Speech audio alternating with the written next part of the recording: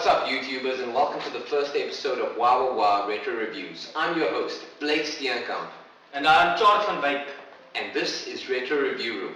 What we'll be reviewing today is Diablo 3's exclusion of the real money auction house, jumping straight into NES Ninja style with Shinobi.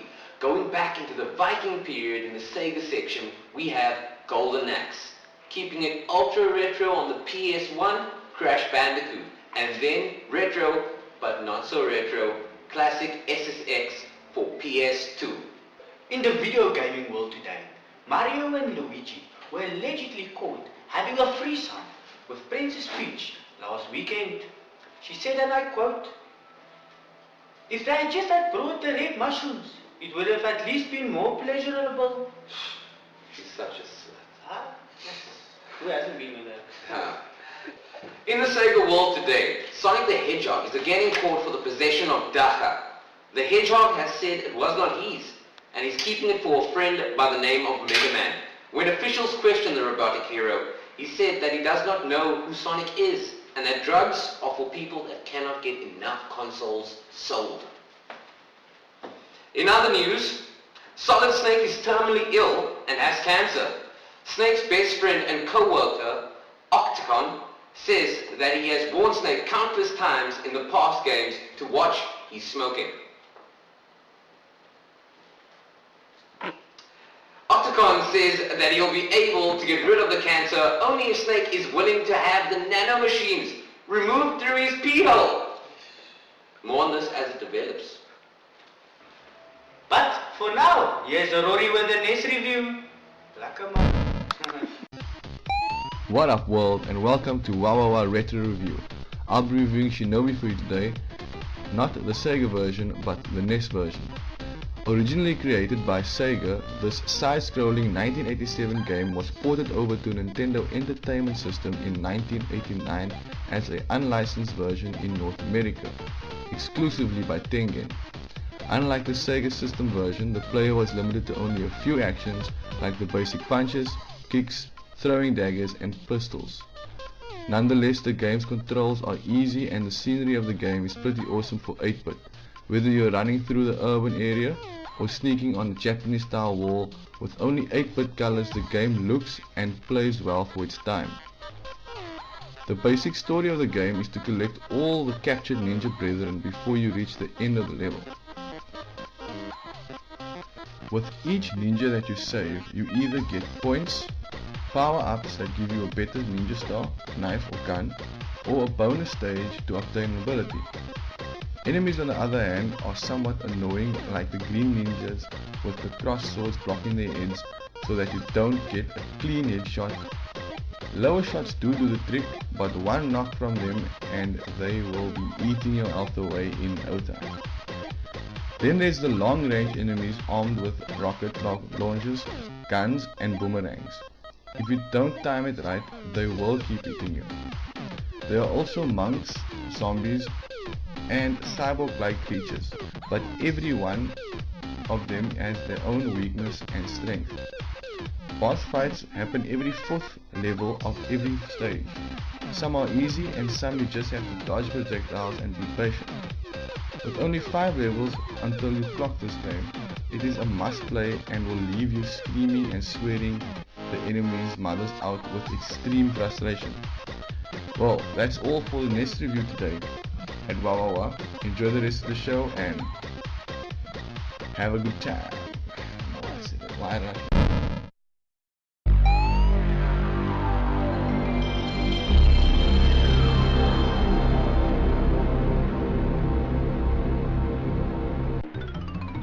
Thanks guys. Crash Bandicoot is an American platform series and is currently owned by Activision. Only out for PlayStation, Crash Bandicoot was created by Andy Gavin and Jason Rubin, who worked with Naughty Dog at the time. The game is somewhat simple and has a bit of a Mario Bros element to it in a way that is linear, and that if you collect 100 peaches or apples, or whatever those things are called, you get 1 extra life. Crash Bandicoot is not any way like Mario, and has some good gameplay. For example, you can collect little pictures of Crash Bandicoot's girlfriend to obtain a bonus stage where you can get extra peach apples. Peach apples? Peach apples, John? Okay, peach apples. You can also go back to a previous level if you have missed anything in the stage before, or just feel like kicking the boss's ass one more time just for the fun of it. There's a couple of things that I didn't like about Crash Bandicoot in terms of stages. Sometimes you will get a stage either in the top, side or front view, which adds an interesting element but gets annoying if you can't see where you're going or what the hell is going to pop up next. All in all, Crash Bandicoot is a cool game and it's brought back a lot of good old school memories.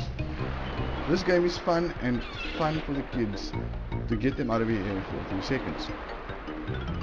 That's it for the review. The budget only gave me like a few minutes to speak. It's 2 minutes to speak. Back to you guys in the review room.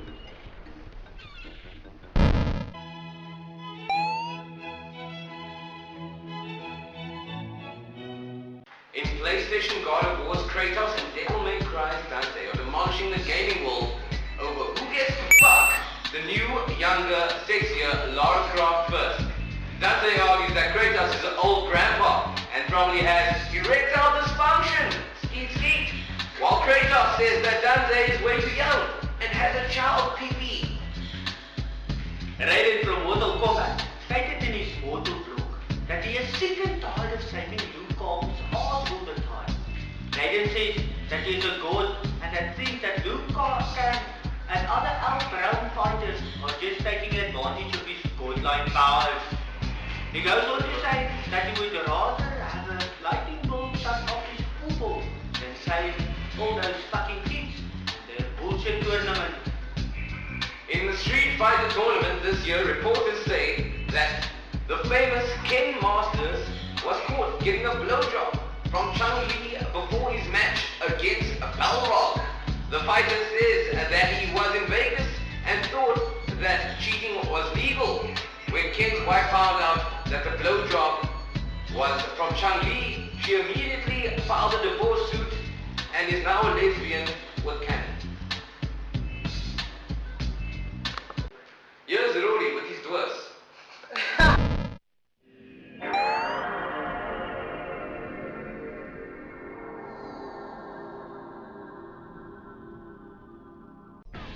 Thank you very much, homos.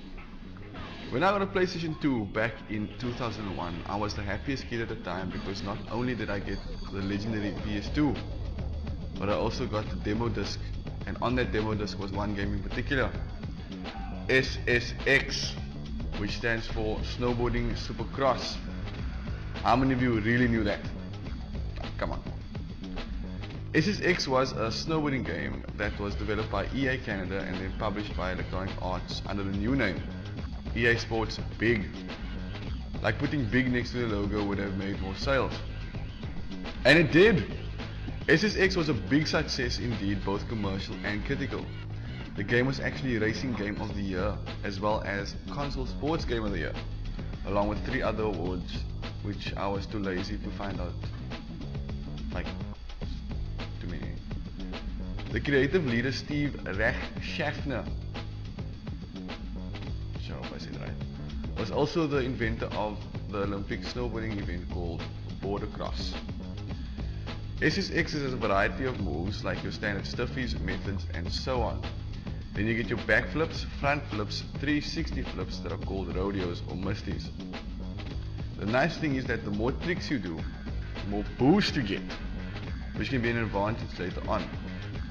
Stages are huge and one does not have to follow the linear way if one does not feel like it. But like any other racing game, if you stray from a path, you will be slowed down. Like a snail. The game has a nice comical commentator and says the tricks as you do them, and also the bails. But the bails commentary really doesn't get annoying when you fall. Saying taste the snow doesn't really get me in a way and in a sense, like when somebody had to say, you can't snowboard, dumbass. Because let's be honest, most people have tasted snow. With regards to controls, it's hard to figure out at first which combination to press and what tricks to do. There is a trick book, but all that means nothing when you're racing. You can choose free ride however to get to know the track before you actually race.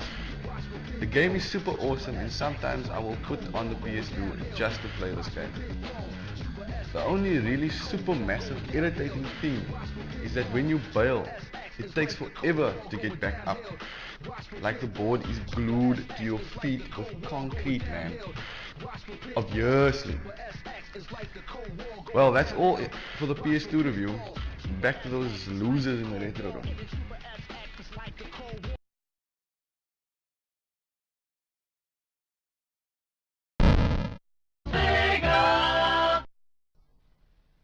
Thank you guys. If you're a fan of the arcades, then you will know Golden Axe. Golden Axe was a side-scrolling beat-em-up hack and slash Sega and arcade game.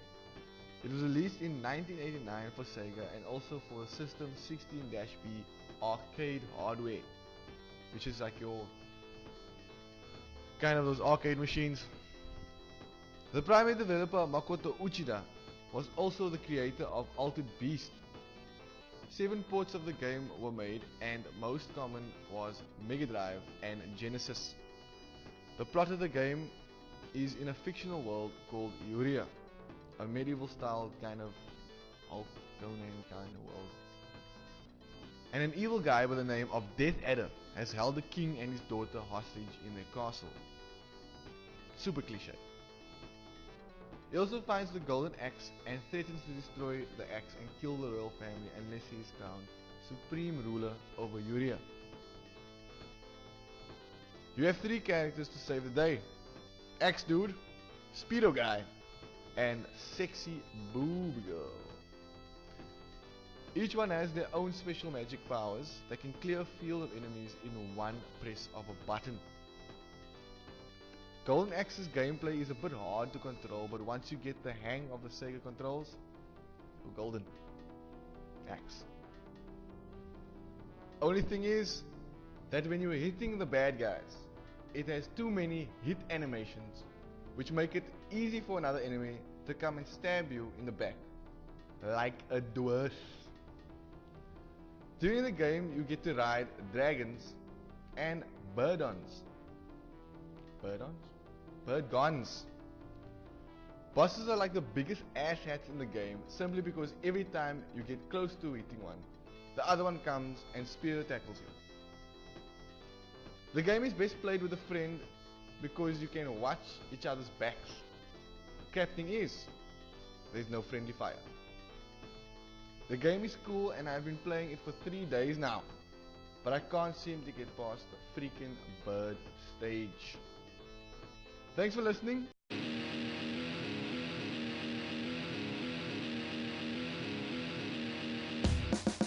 I'm just going to jump straight into this right away. To those of you that have purchased Diablo 3 in the last 2 years, you might have heard the news. We're going to be shutting down the Diablo auction houses. Are you just... I was and still am a big fan of Blizzard's Diablo series and have been playing their games including StarCraft and Warcraft sagas for a while now, except for World of Warcraft. Like, but for them to pull some crap like this, nah. Let me give you the pros and the big ass cons about this. The first of the pros will be that you won't get assholes in the auction house selling bullshit items for 1 million euros. Like, who the hell has that? Unless you're well off and awesome video game reviewer, or a company that can afford to be scammed for a bullshit item.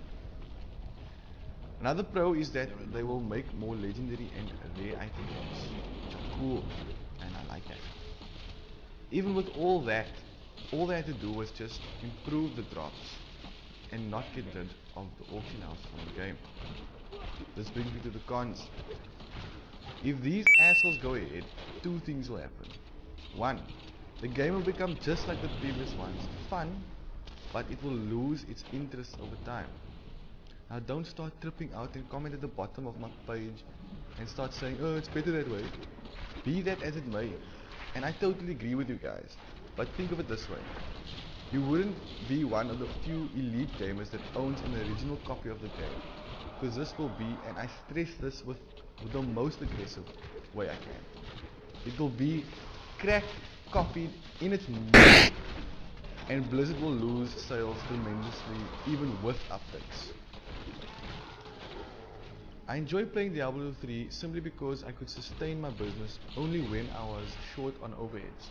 I would just go online and sell a few items at a reasonable price, like €2 or even 0.5 euros, depending on the level and the type of item I was selling.